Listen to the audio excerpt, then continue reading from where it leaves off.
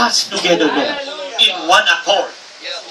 And cover us with your precious blood. And surround us here with your thousands of angels.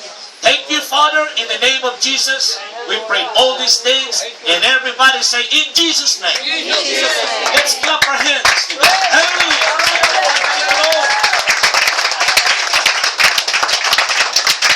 Praise the Lord, praise the Lord, praise the Lord. Hallelujah. Magnify the name of God. And you will be seated. Pagpalain tayo ng ating Panginoon Jesus. Praise the name of the Lord.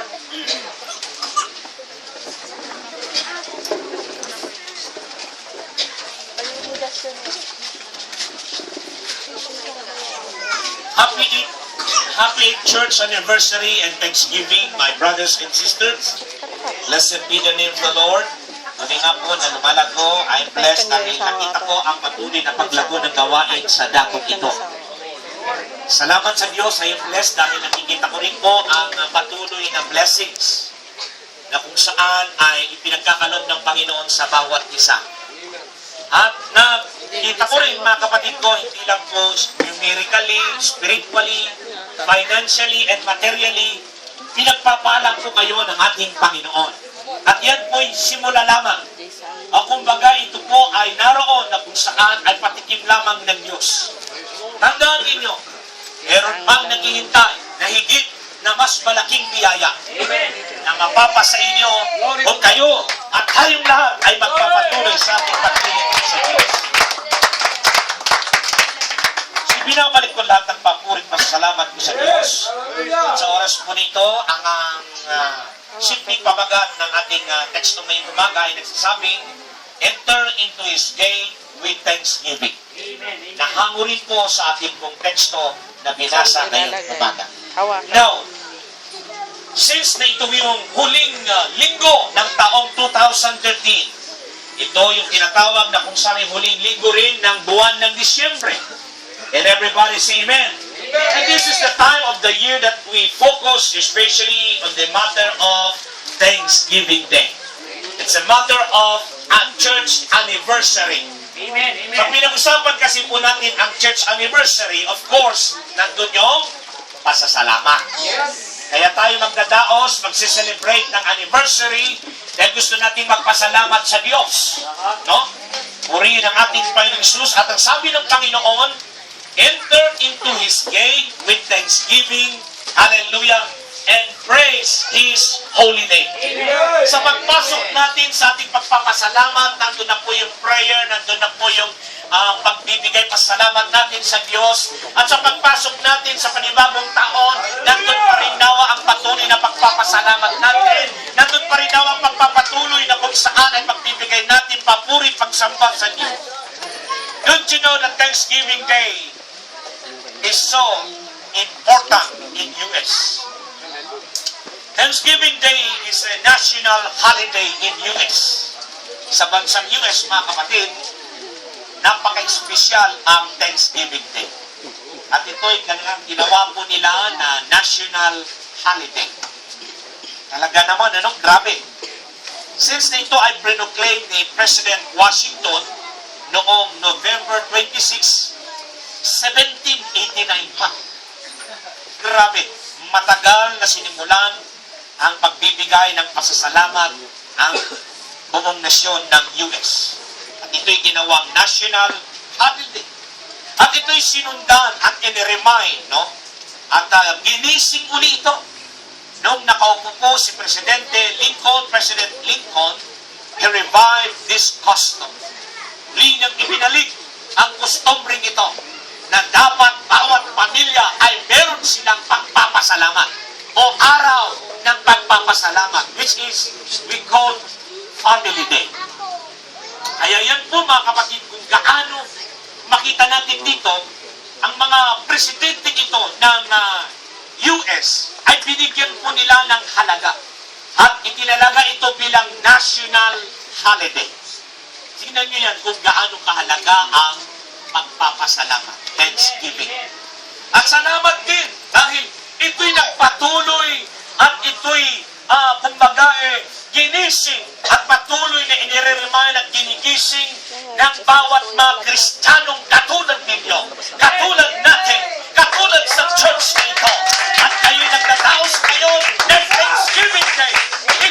napakalaga sa harapan ng Diyos. Hindi lamang sa US, kundi haligit sa lahat ang ating Panginoong Jesucristo. Magnify the name of the Lord. Truly, this is so great in the sight of the Lord. Kaya mga kapatid, bilang mga anak ng Diyos, hallelujah, Thanksgiving Day should be a way of life for every child of God. Sa bawat anak ng Diyos, naway ang pagbibigay pasasalamat ay isa itong kabahagi sa ating buhay. Purihin ang ating Panginoong Jesucristo. Hallelujah! Kung pagpapasalamat ang ating pag-usapan, mga kapatid, tunay mga kaibigan at kapatid ko, na kung saan ang pagpapasalamat ay maraming kaparaanan. Ang pagpapasalamat, inulit ko, ay maraming kaparaanan. At ang napapansin ko, pag may pagpapasalamat, laging nandyan ang kainan.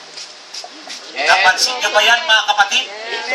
Pag mayroong family day, nandyan yung nagpaghahanda, kumbaga. Pero alam po ninyo, ang higit na tinatangkilik at higit na ina-appreciate ng Diyos ay meron tayong panahon para magpasalamat sa Diyos. Blessed be the Lord. Once again, kung ang pagpapasalamat ang pag-usapan, una, salamat dahil nandito tayo sa ating Thanksgiving Day. Salamat dahil meron tayong tinatawag na kung saan ay panahon upang dumalo sa pagpapasalamat ng buong iglesia ng United Pentecostal Church sa Luneg, Malasiki. Purihin ang ating Panginoong Yesus. Salamat sa Diyos. Hallelujah. Salamat din dahil meron tayong pastor na kung saan ay nangangalaga sa atin. Salamat at meron tayong pastor na kung saan ay walang inisip kundi ang paglago ng gawain ng Panginoon sa dakong ito. Salamat at dahil meron tayong pastor na nagpapatuloy na nananalangin sa bawat isa sa inyo, mga kapatid. Maraming salamat dahil meron tayong pastor na kung saan, kaibigan at kapatid ko, patuloy na kung saan ay nagpaplano para sa paglago, ikakaganda at ikakatibay ng gawain ng Diyos sa lugar ko ito. Purihin at sambahin ng Diyos. Hallelujah. Salamat dahil patuloy tayong iniingatan ng Diyos sa mga nakalipas na taon, mga kapatid. Katulad sabi ng ating pong worship leader kanina, ating MC ay naroon na kung saan ay marami tayong pinagdaanan. Some of us maybe ay nagkaroon ng mga iba't ibang klase ng pagsubok, karamdaman, problema. Pero naroon, salamat, dahil ngayon, nagtagumpay po tayo. Glorify the name of the Lord. Salamat dahil naka-recover na tayo. Salamat dahil magaling na tayo. Hallelujah. Blessed be the name of God. Oh, blessed be the Lord Jesus. Salamat dahil naroon na kung saan sa kabila ng ating mga problema at pagsubok, karamdaman, kawalan, ngayon, pinagpala tayo ng Diyos. We are now recover. Hallelujah. Naroon na kung saan, salamat din dahil ang ilan sa inyo ay magtatapos na ng pag-aaral sa buwan ng Marso. Salamat dahil nandyan ka at naroon na nagpapatuloy ka sa paglilingkod mo sa Diyos. Salamat dahil naroon na kung saan ay matatapos na ang tinatawag na taong ito. Na meron tayong taglay na kalusugan at kalakasan. Pagpapasalamat ang pag-usapan, maraming bagay tayo pasalamatan o papasalamatan sa ating Panginoong Yesus. Yes, hallelujah. Salamat dahil sa ngayon may trabaho ka na. Di dahil doon ay naroon na kung saan ay wala kang stable na work. Pero ngayon, salamat dahil nagkaroon ka na ngayon ng trabaho. Salamat dahil naroon na kumbaga nakakasuporta ka na rin sa iyong pamilya at sa gawain ng Diyos. Salamat dahil pinagpapala na tayo ngayon kumpara sa mga nagdaang taon. And everybody say amen. Nagpapatunay lamang na kung saan kapag tayo magpapatuloy, hindi tayo pababayaan ng Diyos. Hindi tayo iiwan ng ating Panginoong Jesus. Maari yung tagumpay na ating nakakamtan ngayon, yung mga pagpapalang nakakamtan natin ngayon, ay ito'y bunga rin ng mga panalangin natin ng mga nagdaang panahon. Hallelujah! Kaya naroon, kaibigan, tayo umaani ngayon ng biyaya sa mga panahon natin ngayon, at yan ay dapat natin pasalamatan sa Diyos. Hallelujah! At kung ating simulang magpasalamat sa maliliit na bagay at sa malalaking bagay, ibig lamang sabihin, you are cultivating your heart. Hallelujah! And recognize Jesus as the source of your substance as well as your existence. Naroon, mga kapatid, sa pagbibigay ng pasasalamat, kaibigan, ito daw po isang pag-recognize na ang Diyos ang siyang pinagmumulan ng lahat ng bagay. Kapag ikaw rin magpasalamat, ina-appreciate mo ang Diyos. Kinikilala mo ang Diyos na siya ang source ng lahat ng nasa iyo. Purihin at sambahin ka, Panginoong Jesus.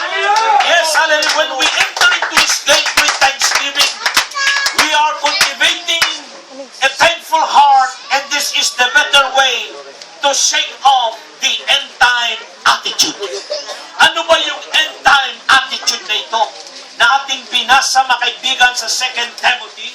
At nais ko munang balikan natin, mga kapatid, in 2 Timothy, praise the Lord, chapter 3, ang sabi po ng salita ng Diyos, hallelujah, this is the Word of God. Listen carefully.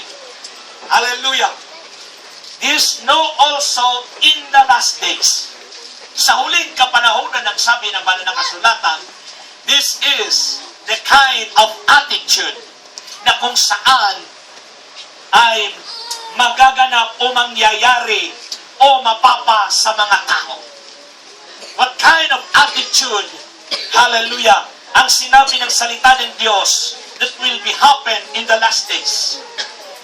For men shall be lovers of their own selves, covetous, boasters, proud, blasphemers, disobedient to parents, unthankful, kawalan ng pagpapasalamat, wala ng paggalang sa mga magulang, unholy, kawalan na ng kabanalan, without natural affection, cross breakers, false accusers, incontinent, wala ng pagkakontento ang tao, fierce despisers of those that are good, traitors, high-minded, lovers of pleasure more than lovers of God, having a form of godliness but denying the power thereof, from such turn away.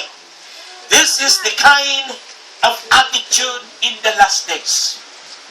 Upang ating wasakin, kailangan mawasak ang ganitong klase ng attitude, yung ganitong klase ng espiritu, yung ganitong klase ng character, hallelujah, ng mga Kristiyano, ay kailangan, kaibigan at kapatid ko, maging marunong po tayo magpasalamat sa ating Panginoong Jesucristo. Dahil ang magpapasalamat ay isang paraan ng pagpapakumbaba. Yes, if you say, thank you, Lord, you are humbling yourself in the sight of the Lord. Hallelujah! Kaya naroon, mga kaibigan at kapatid ko, this end-time attitude, we must shake off. Hallelujah! This kind of attitude, hallelujah, sapagkat naroon na ito'y hindi po kaaya-aya sa harapan ng Diyos ang ganitong klase ng attitude, mga kapatid. Kaya naroon, makikita po ninyo, maraming nagsasabi, kapag parehos lang daw tayo, si katulan lamang tan, pare-parehas lang lamang tan, agagi. Akinoy, lapunta ang gapoy na naninigda, kumbaga kaibahan sa kanila at sa akin. Bakit? Halos wala kasing makita na pagbabago. Hallelujah. So, naroon mga kapatid, bilang mga anak ng Diyos, ang sabi ng Panginoon, let your light so shine. Amen. Yes. Kailangan makita sa atin ang pagbabago, ang kaibahan, hallelujah, ng mga Kristiyano sa mundong ito. And everybody should praise the Lord. Hallelujah. This is the spirit, the attitude in these last days. Unthankful. Ungrateful. Hallelujah, mga kaibigan at kapatid ko. Kawalan na ng paggalang halal sa mga magulang. Ungrateful to parents. The children should show gratitude to their parents. And the best way is to listen on them and cherish their advice. Bilang mga anak, bilang tayo na may mga magulang, kailangan po nating matutunan na kung saan ay salamat o magpasalamat sa ating mga magulang habang sila'y nabubuhay pa. And everybody say amen. Hallelujah. Bilang mga anak, kailangan matuto tayong gumalang sa ating mga magulang. Kailangan marunong tayong magpasalamat sa kanila. Amen. Yes. Don't you know, my brothers and sisters, that hindi lamang enough yung sabihin natin, Lord, thank you, Jesus. Praise the Lord. Kailangan din po nating sabihin, Mama or Papa or Dad, ano man ang tawag niyo sa iyong magulang, salamat sa inyong pagpapagal. Salamat, Ma or Dad, dahil nandyan kayo lagi na nasumusuporta sa aking pag-aaral. Children, listen carefully. Hindi lamang sa panahon, kailan pa natin ma-recognize yung kanilang kabutihan. Kailan mo ba maalaala yung kanilang pagmamahal sa iyo? Praise the Lord. Na minsan, maling kaugalian ang nangyayari sa ating kapanahunan na kung kailan nakahiga na ang kanilang tatay, unat na at nandoon sa casket. Sakalang sila doon umiiyak at sinasabi, Dad! Salamat! Napakabait mo! Grabe, agaging. Ang gano ang tigawan ko, di man niya akis-akis ang tukala na rin ng tatay mo. Right. Ha? Kaya nagagi, aliwan, di man sa panahon niya, mangitan tayo pasalamat. Yes. Hindi yun yung panahon na tayo'y ma-recognize o ating i-recognize ang kanilang kabutihan, ang kanilang pagmamahal, ang kanilang suporta sa atin. Pagkus habang sila'y nabubuhay, habang sila'y malakas pa, pwede nating sabihin, yun yung time na tayo ay magpasalamat sa kanila. Dad, Tay, Uinay, haral salamat dahil lagi kayo nariyan at hindi nyo kami pinapabayaan. Yes, my friend, it's good to recognize their goodness, their mercy, their love, their support. It's good, mga kapatid, na tayo pasalamat sa ating magulang. Purihin ang ating Panginoon Jesus. Mga kaibigan, kahit anong gawin nating pag-iyak, pagtangis, ano man ang sabihin natin na appreciation sa kanila, wala nang silbi. Dahil hindi ka na nilang marinig. Patay na sila. Hallelujah. Wala na silang marinig. Kaya ang the best thing na gawin natin, mga anak, magpasalamat tayo sa kanila ngayon. Pwede natin sila lapitan ngayon. Pwede natin silang pag-pray ngayon habang sila'y nabubuhay pa. Ipakita natin kung ano yung the best upang sila ay lalong lalakas. Ipakita natin yung kanilang kabutihan. We must recognize their goodness. Hallelujah. Habang sila'y nabubuhay.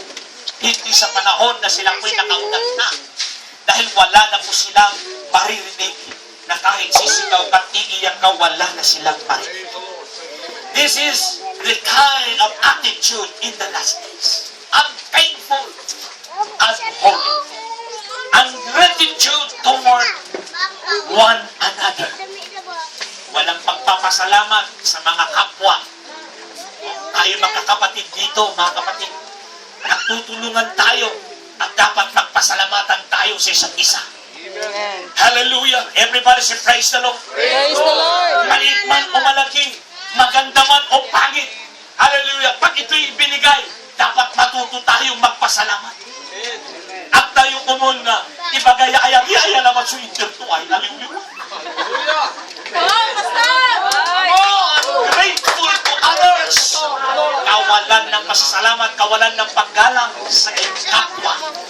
Kaibigan, bilang tayo mga Kristiyano, bilang tayo mga Oneness, Pentecostal, dapat tayo, hallelujah, ang tularan, dapat tayo ang maparakilan, kumbaga, maging uliran tayo, at dapat tayo magpasalamat, hallelujah, at mag-appreciate sa lahat ng bagay. Hindi yung tinatawag na ang eternity, ang iliwag.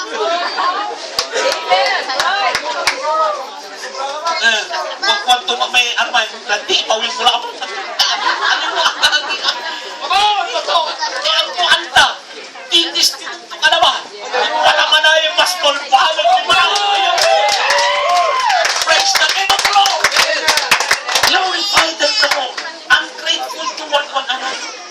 Sometimes, mga kapatid, we do not know how to appreciate. Hallelujah, those who show their concern and love toward us. Minsan, mga kapatid, hindi man lang natin ma-appreciate, mapasalamatan yung mga taong ito na nagbibigay ng kanilang mga concern sa bawat isa sa atin. So friend, my brothers and sisters, maliit man o malaki, maganda man, hindi man yun yung expectation mo, mga kapatid, just give thanks. And the Lord will bless you more. Amen. Magnify the name of the Lord. Kaya mga kapatid, huwag lamang po tayo sa Diyos magpasalamat. Kundi magpasalamat tayo sa magulang natin, magpasalamat tayo sa mga kapatiran natin, sa mga kaibigan natin na ginagamit ng Diyos. Amen. Sapagkat sa tuwing tayo nagpapasalamat sa kanila, you are giving thanks unto the Lord. You are humbling yourself in the sight of God. Blessed be the name of the Lord. Hallelujah. I'm grateful to God. Yes, kawalan ng paggalang, kawalan ng tinatawag na pagpuri, kawalan ng respeto sa ating Panginoong Jesucristo. Unthankful, unholy. In the time of bitter, mga kapatid, na sana'y panahon na tayo nangangailangan, tayo po'y humahagulgol, tayo po ay nananalangin, humihingi ng awa, humihingi ng tinatawag na kung saan ay tulong ng ating Panginoong Jesucristo. Then when the things, mga kapatid, at lahat ng bagay ay naging maayos na, going good, and naroon, mga kapatid, na naging nasettle na ang lahat, then here comes na halos hindi na tayo makapagpasalamat kapag tayo ay bago kumain, mga kapatid. Nung tayo nangangailangan, lubos ang ating pagtangis, lubos ang ating paglapit sa Diyos, lubos ang ating pagtawag sa Panginoon. Pero nung nasolusyonan ang lahat, hallelujah, hindi man lang tayo magpasalamat bago tayo kumain. Woo! Blessed be the name of the Lord. Hallelujah. Kaya mga kaibigan, we must do this in the good time or in the bad time. Hallelujah. Hindi lang sa panahon ng kasaganaan tayo magpasalamat. Because every day of our life, bawat araw tayo kailangan magpasalamat sa Diyos. At tayo ay dapat na kung saan ay matuto na lumapit sa ating Panginoong Jesucristo. Hindi lamang sa panahon na tayo may pangailangan, ay doon lamang tayo lumalapit. No, my brothers and sisters. Hallelujah. We need to enter into His gate with thanksgiving and praise. Blessed be the name of the Lord. Hallelujah. Oh, magnify the name of God. Yes, minsan, kaugalian ng maraming Kristiyano na sakalang lumapit sa Panginoon kung may pangailangan, sakalang tumawag sa Diyos kung may pangailangan.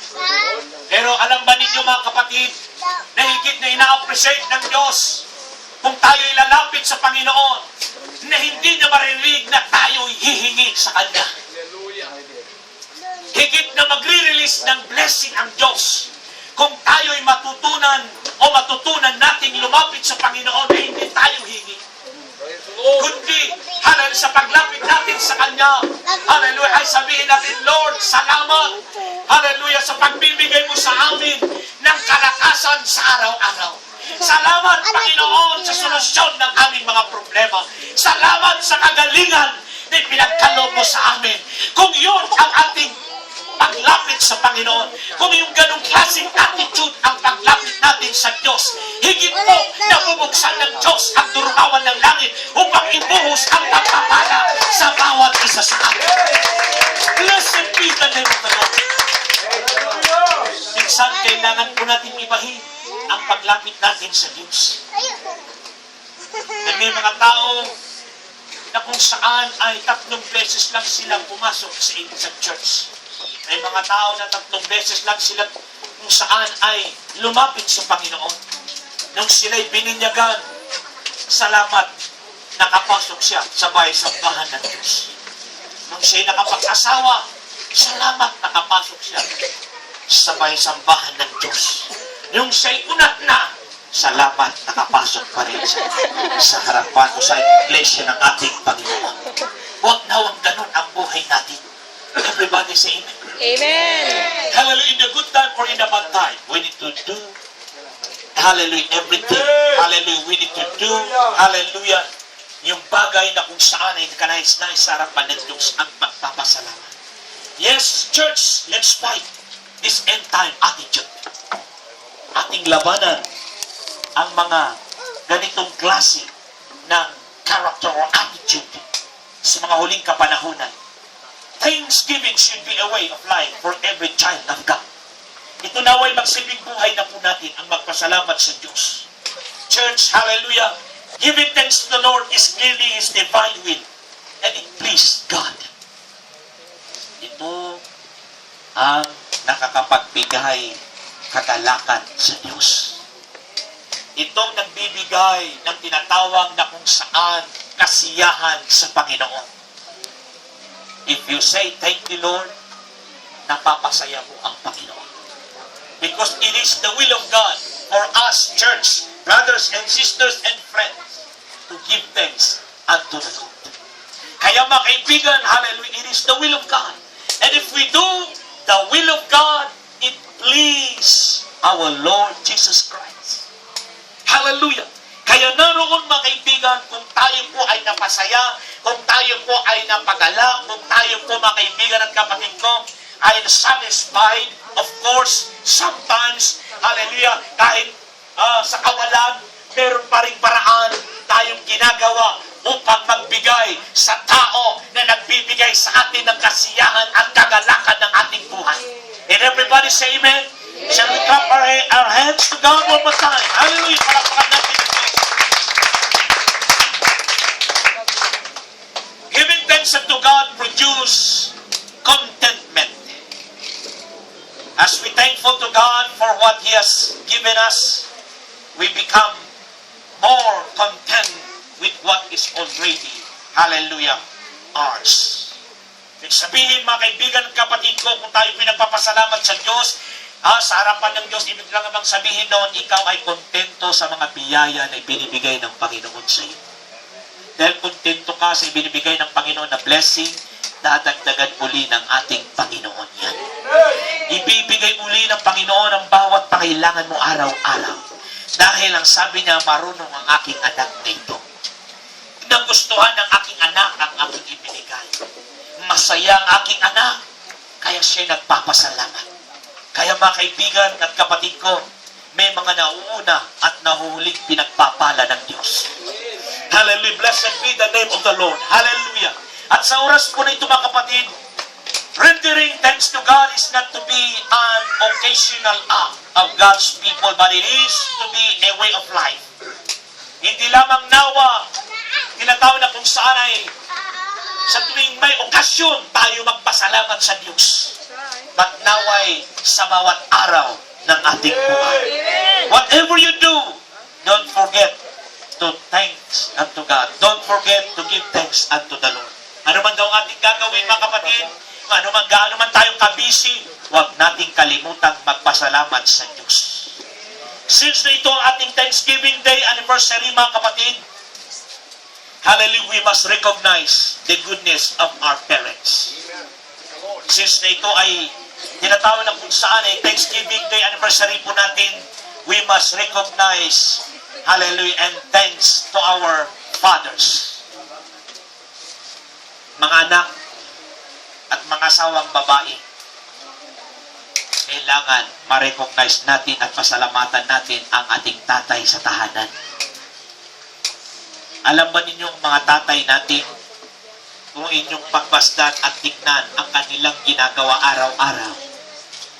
Minsan sila ay pumapasok sa trabaho, pumupunta sa kanilang trabaho, ni minsan hindi pa nag-almusal.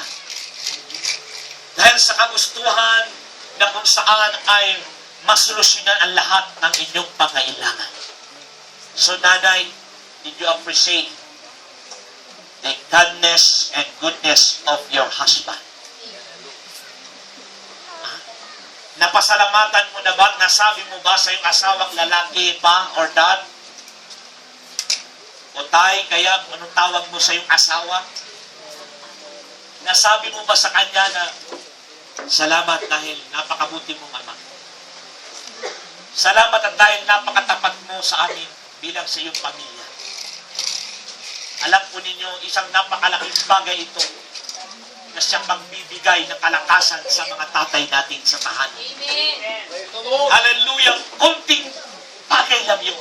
Pero it energize, hallelujah, their faith. It energize their physical, mga kapatid, na pangangatawan. Kapag na-appreciate natin, na-recognize natin, na hindi lang yung tinatawag na, ang pulalamon sa kawang mo siya, ang gawin trabaho, magtrabaho ka! Aliwan mo man nila ng agari. Alimliwaman niya, klase niya, ugali ng Kristiyano. Right. Amen. Yeah. Mga mothers, I'm sorry, but this is the will of God. Amen. Come on, the song. We must learn to say thank you, hallelujah, to your husband, to your fathers, hallelujah, and recognize, hallelujah, their goodness and love na kanyang ibinibigay, sinishare sa inyo. Dahil naroon, mga kaibigan, salamat sa Diyos dahil sila ay tumanggap sa Panginoon, nakakilala sa Diyos. At isang bagay yan na napakalaking bagay na pasalamatan mo sa Panginoon. Dahil kung ang napakasawa mo